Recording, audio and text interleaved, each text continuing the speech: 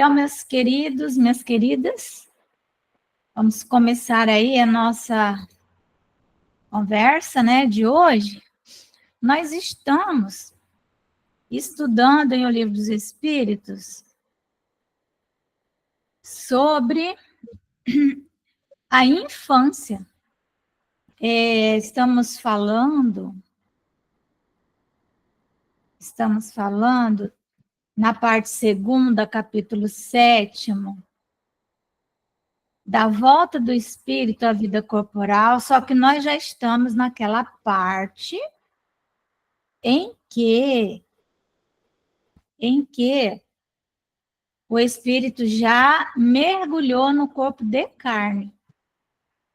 O processo encarnatório ou reencarnatório, como queiramos, ele não está concluído, por quê? Porque ele se conclui, vamos dizer assim, em grande parte, aos 7 anos. Ok? Mas o nascimento já aconteceu. E esse é aquele período, então, de grande perturbação para o espírito. Ele fica inconsciente de si mesmo. Ele não tem consciência das próprias habilidades, das próprias capacidades. É um período em que o espírito é, vamos dizer assim, um barro mole, né? Então, nós estamos voltando muito a esse assunto, porque os espíritos, eles dão a esse tema grande importância, né? Então, eles dizem assim para nós, né? Que os espíritos, eles só entram na vida corporal, né? Só mergulham na vida corporal para se aperfeiçoarem e para se melhorarem. Então, a delicadeza da idade infantil os torna brandos, acessíveis aos conselhos da experiência e dos que devam fazê-los progredir. Nessa fase é que se lhes pode reformar os caracteres e reprimir os maus pendores. Tal o dever que Deus impôs aos pais, missão sagrada de que terão de dar contas. Assim, portanto, a infância é não só útil, necessária, indispensável, mas também consequência natural das leis que Deus estabeleceu e que regem o universo. Então, decorre de uma das leis naturais. A infância faz parte da lei da reencarnação, que é uma lei biológica, e que ela tem dentro dela ciclos. Então, nós estávamos vendo a questão 385, que fala sobre esse período da infância. Então, nós estávamos conversando sobre essa questão, né, dessa missão dos pais como educadores. A verdade é essa, né? A educação, ela deve, o adequado é que ela se faça na família. Não é na escola. Na escola, a criança deve chegar educada, sabe? Na escola, ela vai receber conteúdos, ela vai se instruir, colocar para dentro. Educar significa colocar para fora. Porque nós temos inúmeros talentos. Todos temos talentos. Aliás, ontem, domingo, no grupo de Belo Horizonte, o tema foi justamente a parábola dos talentos. O que são os talentos? Senão aquelas habilidades com a qual nós nascemos e que elas estão abertas para nós. Elas não estão bloqueadas. Porque é evidente que nós temos talentos inimagináveis, que nós nem supomos, né? Nós somos muito mais talentosos do que esses que nós temos nessa experiência. Mas todos temos talentos, todos temos habilidades, todos temos algo que já sabemos e que precisamos colocar para fora. Então, isso que é educar. Pegar esses talentos, reconhecer esses talentos e colocá-los para fora. Ed é fora. Ins é dentro. Então, instruir é você pegar conhecimentos e colocar dentro da criança.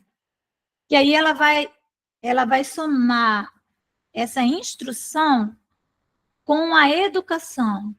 E ela vai formando uma personalidade, né?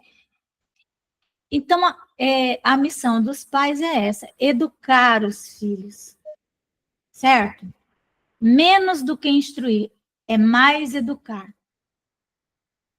O que seria educar, gente? Né? Tirar para fora o quê?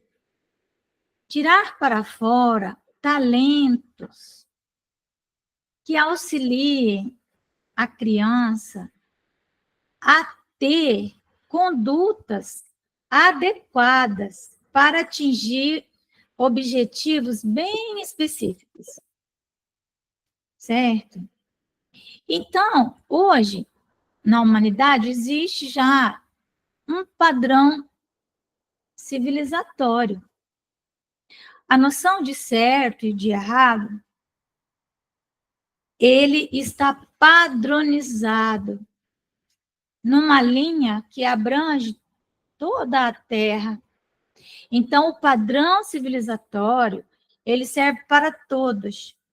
Significa que existe um senso comum, algo que todos já conhecem, senso comum é isso, e que todos consideram que aquilo é o melhor para a humanidade, que aquilo é o adequado, é um padrão de civilização, que nós não encontraremos junto aos selvagens. Nós não vamos encontrar esse padrão civilizatório. Também não vamos encontrar esse padrão civilizatório entre as almas primárias, certo? Entre as almas primárias, nós também não vamos encontrar. O que são as almas primárias? Elas não são selvagens, mas são almas ainda recém-saídas da infância espiritual, né?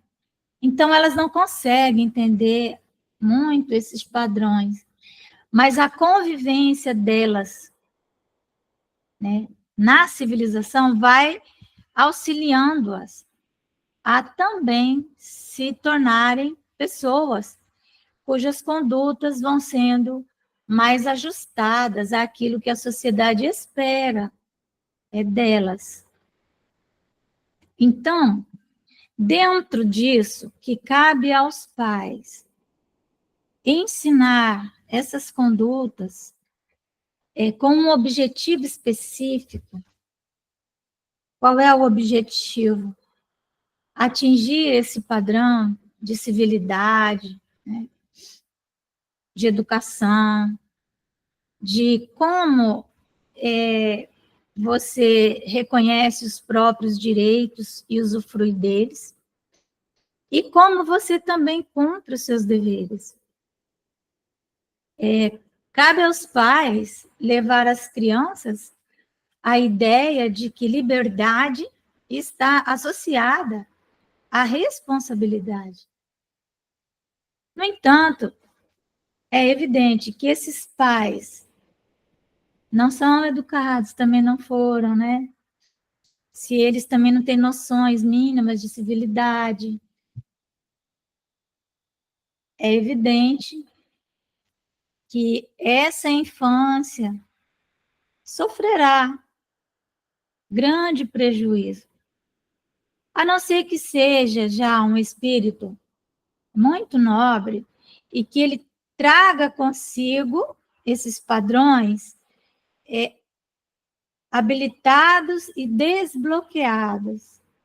E, às vezes, é um filho que traz a educação para a família, por incrível que pareça. 1 ou 2 filhos, né, que vêm e trazem esses padrões, ajustam comportamento de pai, de mãe, e aí nós ficamos a pensar, quem é o pai ali, quem é a mãe, né? Essa beleza que a doutrina espírita nos traz e que é importante, ao analisarmos, sabemos que Deus também não vai deixar uma família que tenha pais desajustados, a não ser em casos muito excepcionais, não vai deixar sem um apoio. Sempre tem, sabe, ou um parente, ou um vizinho, ou uma vizinha, que venha ajudar na educação dessas crianças. Sempre aparecerá algo ou alguém para colaborar nisso, certo? Então, dentro desse, vamos colocar assim, vamos pegar uma família dentro de uma normalidade, sabe? Vamos pegar uma família que está no estado de vulnerabilidade, né? Desorganizada totalmente. E quando nós falamos vulnerabilidade, nós não estamos nos referindo à questão financeira, sabe? Porque uma família vulnerável, ela pode ter muito dinheiro e estar muito vulnerável. Os idosos numa família vulnerável estão muito mais vulneráveis. As crianças numa família que está desorganizada estão muito vulneráveis. Independente, ela pode ter muito dinheiro, e aí é até pior, porque aquilo fica escondido. Uma criança que está em risco, numa família pobre ou miserável, hoje em dia, ela é visível, né? Ela é mais visível, pode receber, às vezes, apoio. A rede de apoio para essas crianças pode chegar até aquela criança. Mas uma criança que está numa família, que tem condição intelectual, que tem condição financeira, mas cuja moral está muito aquém do mínimo necessário para uma educação adequada, essa criança, ela tem grande chance de se perder, porque ela não é visível.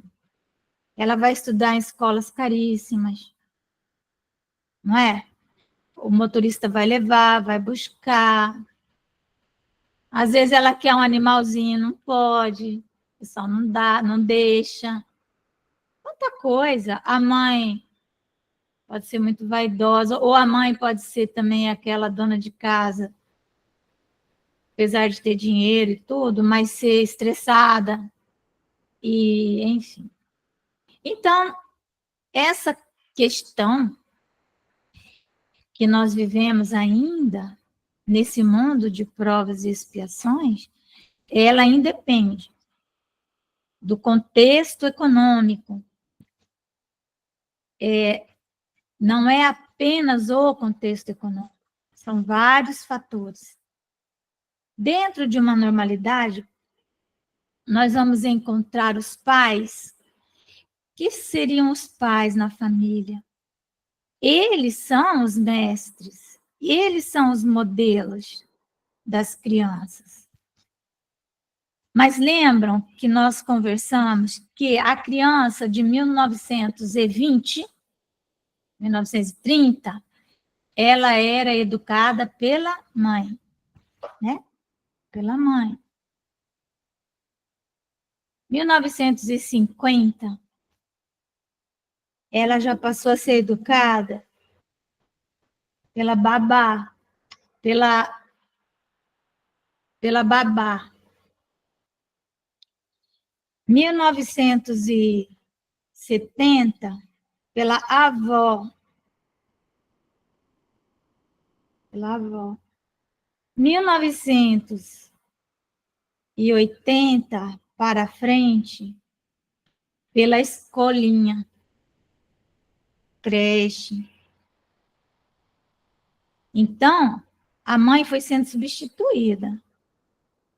Mas, desde 1950, a mãe já foi sendo substituída, né, nesse papel. E o pai nem se fale.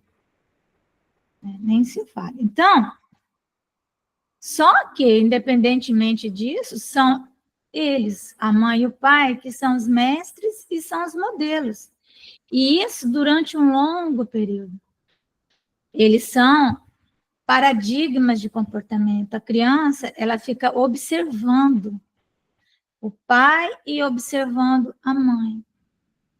Quem tem animalzinho em casa, sabe que os nossos animais, eles ficam nos observando. Eles sabem a hora que nós vamos sair. Eles sentem quando nós estamos chegando.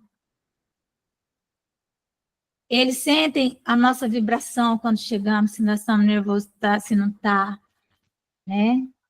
Conheço crianças que, quando eles ouviam a chave do portão sendo girada lá, eles gritavam, papai está chegando, papai está chegando. E eles saíam correndo, cada um com medo, né? Então, os pais como educadores, né?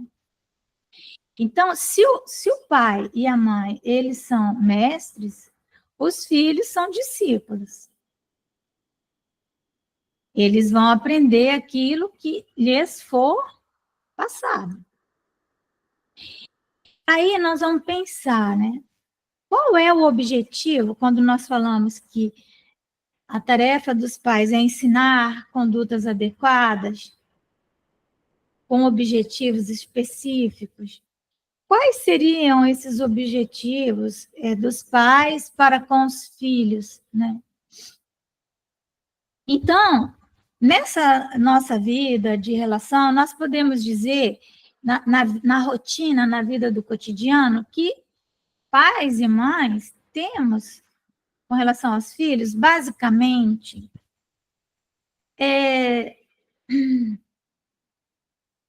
nós temos objetivos que eles são, assim, imediatos.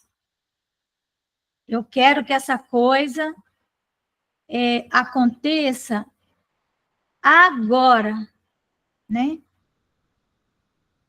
Nessa relação do dia a dia, então, existem centenas de milhares de situações que os pais precisam intervir para que as coisas aconteçam, porque senão elas não vão acontecer, né?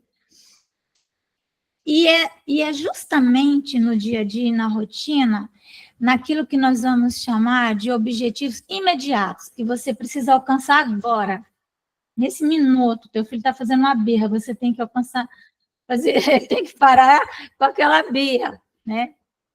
Enfim, então, geralmente, os pais, eles vão adotar alguns modelos de comportamento para atender aquela necessidade imediata, né? E que ele considera válido, certo?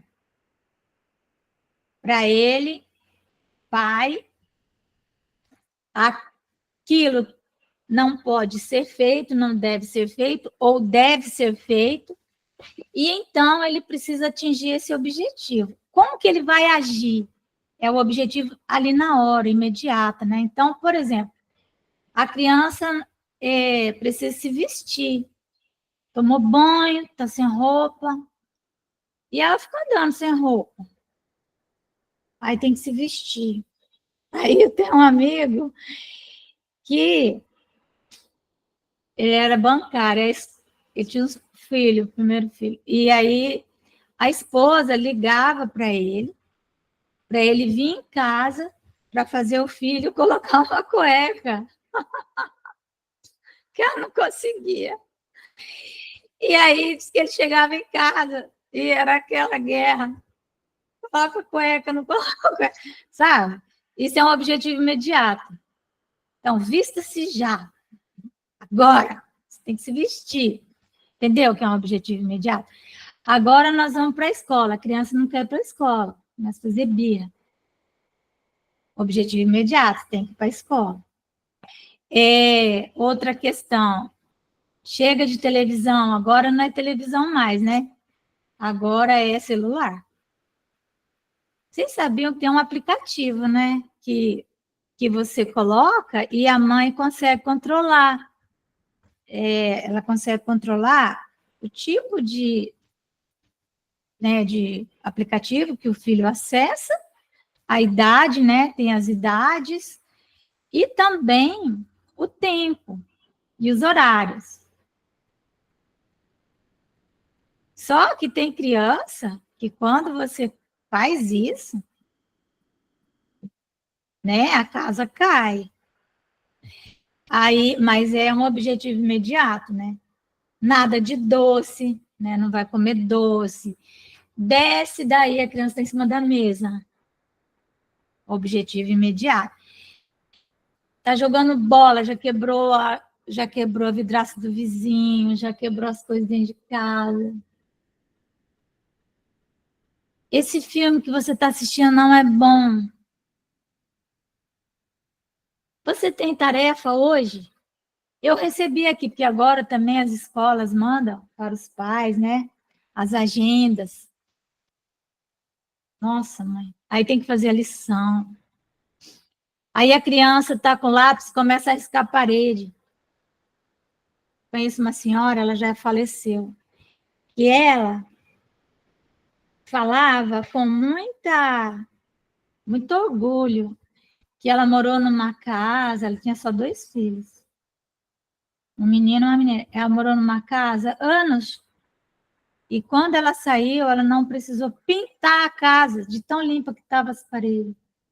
As crianças nunca sujaram aquela parede, sabe? Nunca riscaram a parede.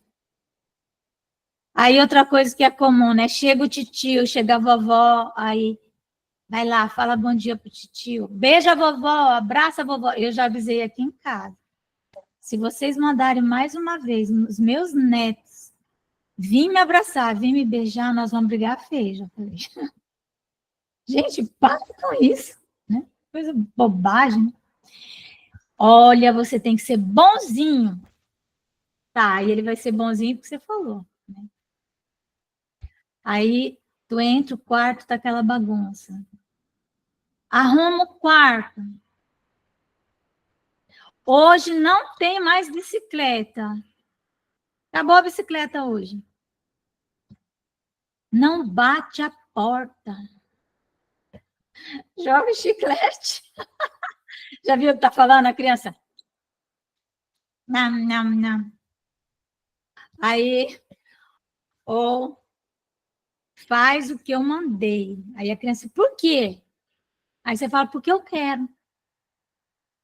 Ou não faça isso. A criança, por que não? Aí você fala, por que não? Veja, estou dando exemplos dos objetivos que nós consideramos necessários naquela hora, e são, né? São objetivos imediatos que acontecem na rotina. Então, esses comandos, então nós tendemos a dar comandos fortes para que aquelas coisas aconteçam exatamente como desejamos, nós desejamos. Então, qual é o objetivo desses comandos que os pais dão para os filhos, né?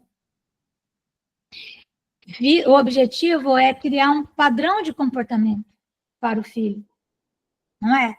E transformar a criança no quê? Uma criança obediente, que obedece, né?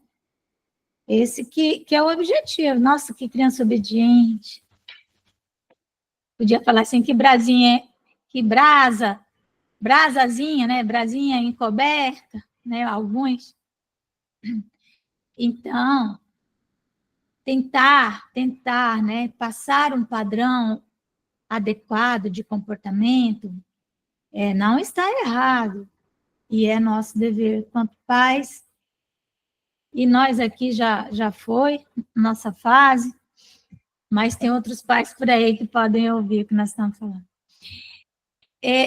Apenas o que os pais devem ponderar quando eles precisam atingir um objetivo imediato.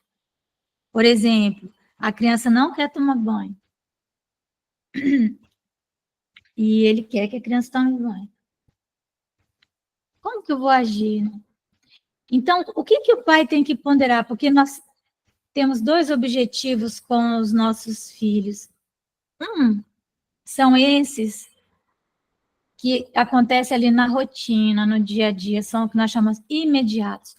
E os outros objetivos, eles são objetivos do futuro, lá na frente.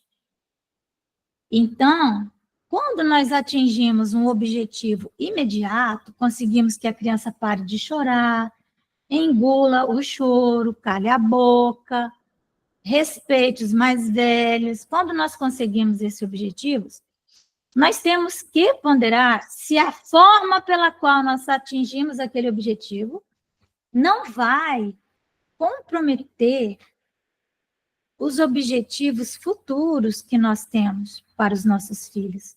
Porque os objetivos futuros, eles são mais importantes do que os objetivos da hora. Os objetivos futuros são mais importantes. Entenderam? Então, às vezes, você tem aquela criança que você consegue manter um padrão de obediência ali nos trinques, veste roupinha, toma banho, não sei o quê, né? Roupa de adulto e vai, aquela criança modelo. Quando chega na adolescência, envereda para o caminho das drogas, tantas coisas que nós vemos, né?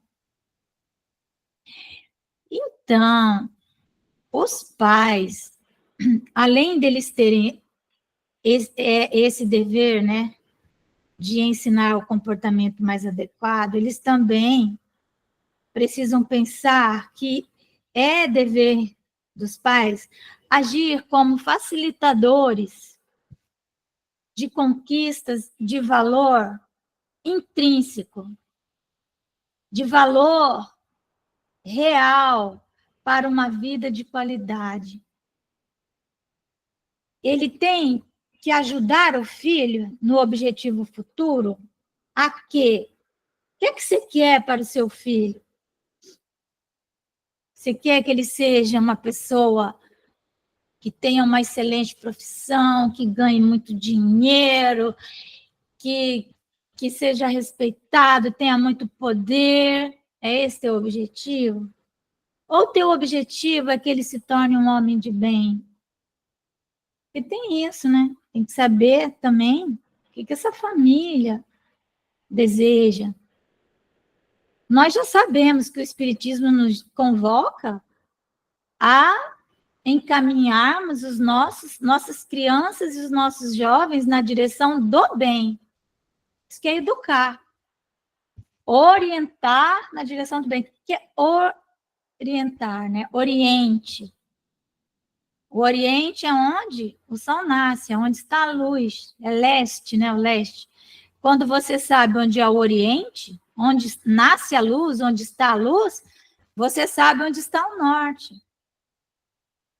Se a luz está aqui na minha mão direita, o norte vai estar na frente do meu nariz. Então, nortear alguém, dar norte a alguém, é mostrar onde está a luz.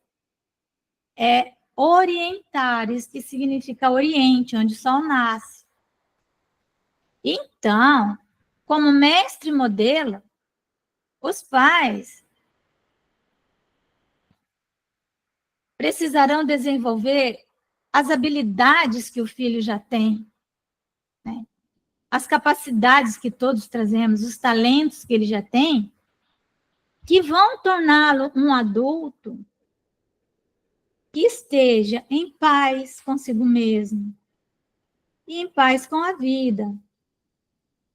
Isso é a pessoa encontrar paz consigo e paz com a vida. É um objetivo futuro adequado? O que vocês acham? Ser um homem de bem é um objetivo adequado para o seu filho, para o seu neto? Hein?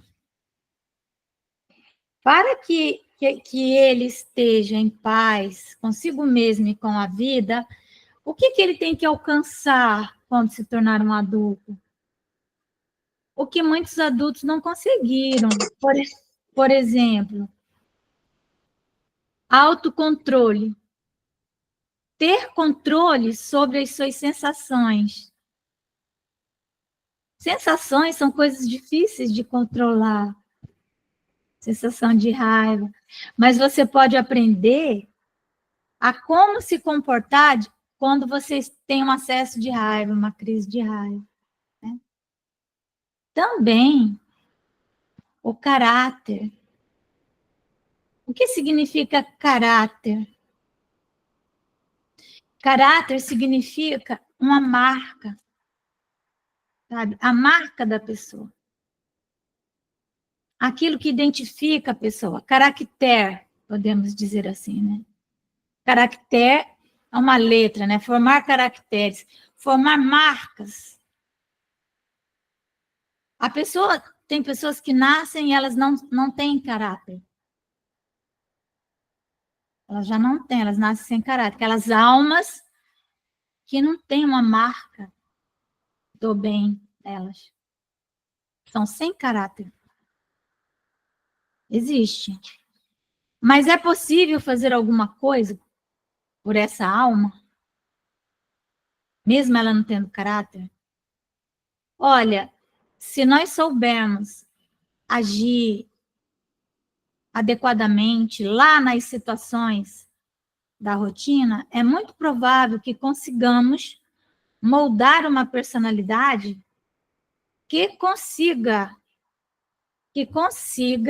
durante um tempo, formatar uma maneira de viver que vai imprimir um caráter naquela alma.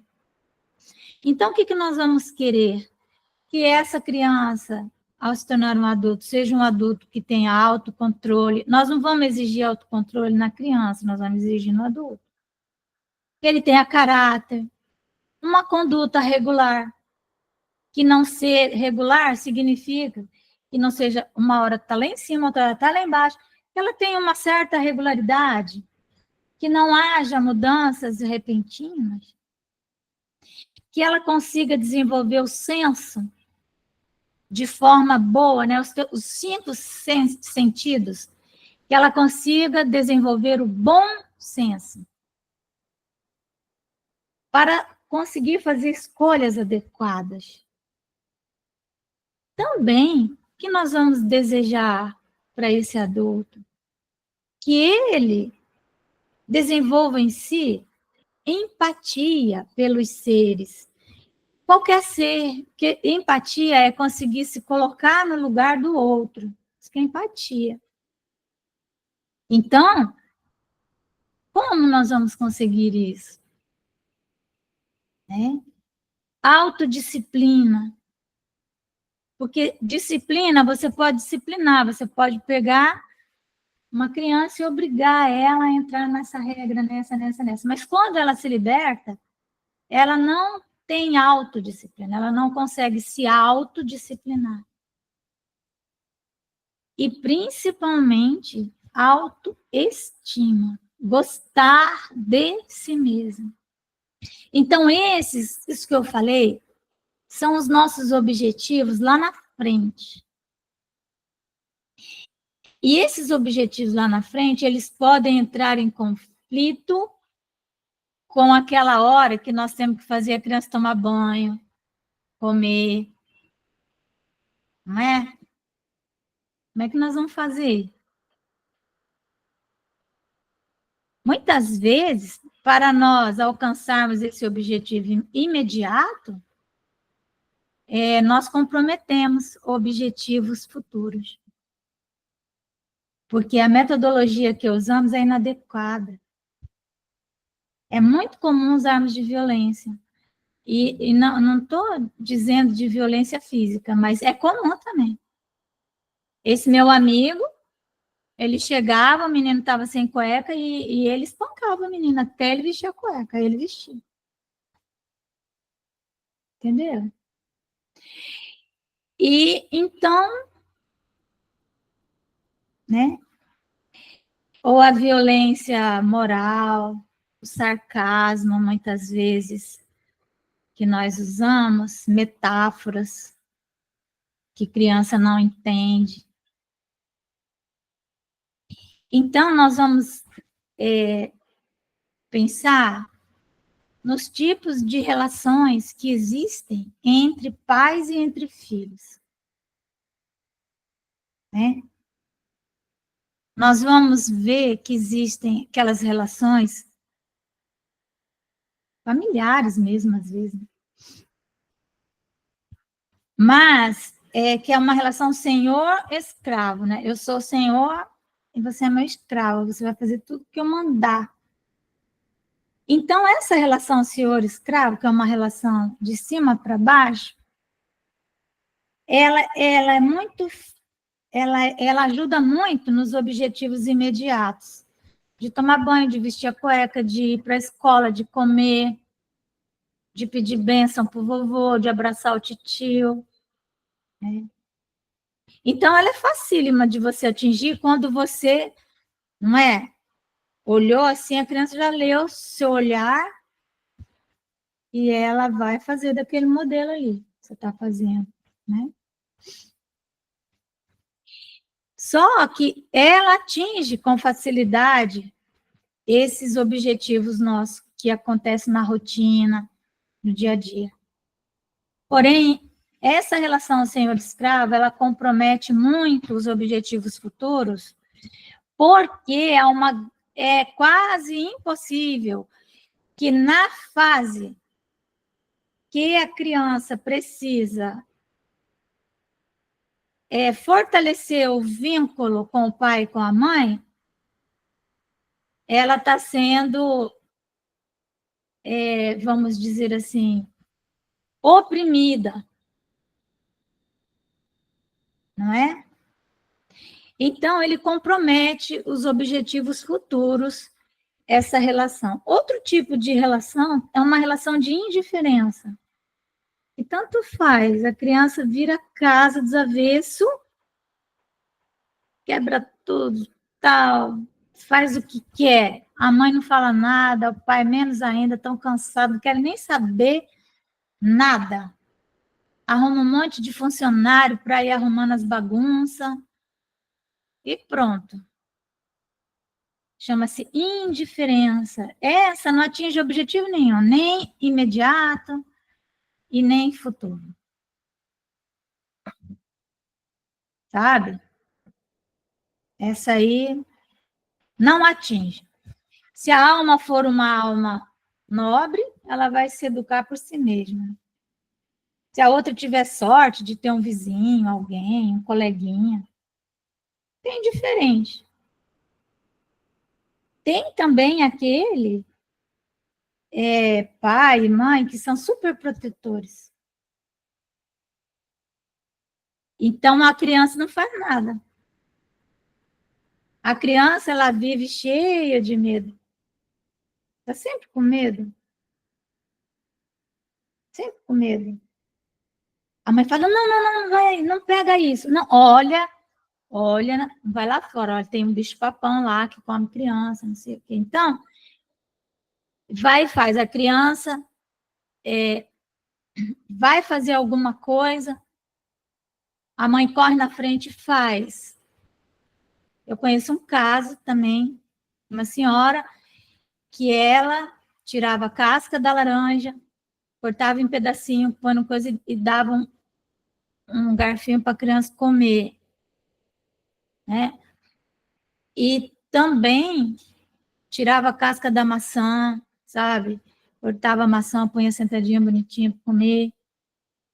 Elas nunca conseguiam fazer nada por si mesmas. Eu não estou falando para dar uma faca para a criança, mas recentemente eu vi na internet, meu pai nos ensinou muito a como que tirava a casca da laranja, inclusive ele nos ensinou a tirar a casca da laranja, transformando num óculos, a gente adorava aquilo, sabe? Mas o indiferente não está nem aí e o superprotetor também não ensina nada. Ele compromete tanto o objetivo imediato quanto o futuro, porque o objetivo futuro, essa criança ela vai ter autoestima, vai ter autocontrole, ela vai ter disciplina. Não, a mãe fazia tudo para ela. Ela também vai depender muito das circunstâncias, do meio, vai apanhar muito da vida para aprender, né? Tem aquela relação que é a pior de todas, que é aquela relação que é doente, onde existe alcoolismo, onde existe drogas, né? Onde existe... E aí existe todo tipo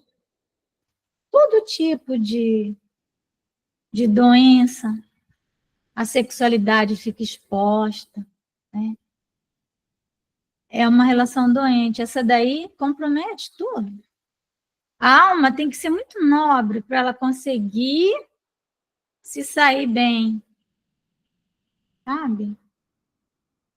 Tem que haver muita retaguarda da sociedade, né? É a relação que mais vai exigir intervenções do Estado, né? E num país como o nosso, não temos retaguarda, enfim. E, finalmente, a relação melhor que nós vamos pretender ter, né? Que é aquela que nós vamos chamar de mútuo, né? O que é mútuo? Mutualidade. Mútuo é empréstimo, que significa mútuo. E no corriqueiro, assim, mútuo é empréstimo de coisas que acabam. Por exemplo, dinheiro, empréstimo de dinheiro é mútuo. Emprestar uma... Ah, a senhora me empresta aí um copo de arroz, é mútuo. Empresta um copo de açúcar, mútuo. Mutualidade, sabe? Tem a ver com essa solidariedade. A pessoa emprestou um copo de açúcar, tu vai pedir para ela devolver, né? É um empréstimo que fica ali nessa coisa. Então, a mutualidade, a relação entre os pais e os filhos de mutualidade é uma relação de respeito e de amor. Nessa relação de respeito e de amor, o que nós vamos observar? Os objetivos imediatos nem sempre são alcançados. Às vezes a mãe termina o dia, ela está exausta. Não conseguiu fazer a criança vestir a cueca, sabe? Não conseguiu. É uma relação que existe criatividade, que existe metodologia, que existe que você estude, que você vai procurar saber como que eu faço para essa criança tomar banho, sem bater nela, sem gritar. Como que eu faço? Sabe? É também uma relação que exige eterna vigilância. Jesus falou, vigiai e orai, né? Uma vigilância constante da relação. Para que não chegue aquele dia em que nós falemos assim, nossa, filha, a mamãe não queria te bater. A mãe bate no filho e logo depois ela está arrependida. Ela já bateu. Ela já levou a autoestima das crianças lá no chão, né? E ela comprometeu muito a afetividade Talvez não naquela fase em que a criança depende muito da mãe e do pai, mas quando a criança atinge a adolescência e se torna uma pessoa mais livre, menos dependente, ela vai voltar naquele período e ela vai fazer a cobrança. É uma relação extremamente cansativa. Mas, se por um lado ela não atinge com facilidade aqueles objetivos do dia a dia, ela atinge com grande facilidade os nossos objetivos futuros. Então, a educação dos nossos filhos, dos nossos netos, das nossas crianças, como dizem os espíritos, ela vai exigir de nós constante aprendizado, né? Allan Kardec fala dessa educação moral, que ele chama formar caracteres. Não é uma educação dessa moral do mundo, desse comportamento que o mundo acha adequadíssimo. Não é necessariamente isso. Allan Kardec fala, quando nós falamos de uma educação, falamos dessa que forma caracteres,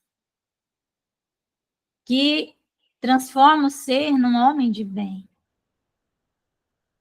Então, os nossos objetivos imediatos, que a criança aprenda a tomar banho, amarrar o sapato, fazer, eles precisam ser visualizados por nós como um meio para atingirmos os objetivos verdadeiros, futuros. Eles não são um fim em si mesmos. Se hoje eu não conseguir isso, não tem problema. Aquela história de falar, quando teu pai chegar, eu vou falar. E aí, quando o pai chega, o pai já vai arrancando a cinta, né? Para resolver o problema. E a criança passa a ter pavor do pai. Não é? Então, nós vamos parando por aqui. E nós vamos continuar ainda a falar disso, porque isso é muito importante, sabe? É basicamente o espiritismo, ele veio para isso, para nos educarmos a nós mesmos e aprendemos a educar as crianças e os jovens, formar caracteres, ainda que eles não existam, ainda que seja um espírito que não tenha caráter. Ele é sem caráter. Nós não podemos deixar que ele chegue à vida adulta sem nada, sem nenhuma marca. Tá bom? Meus amores. Ninguém vai falar nada. Todo mundo quietinho.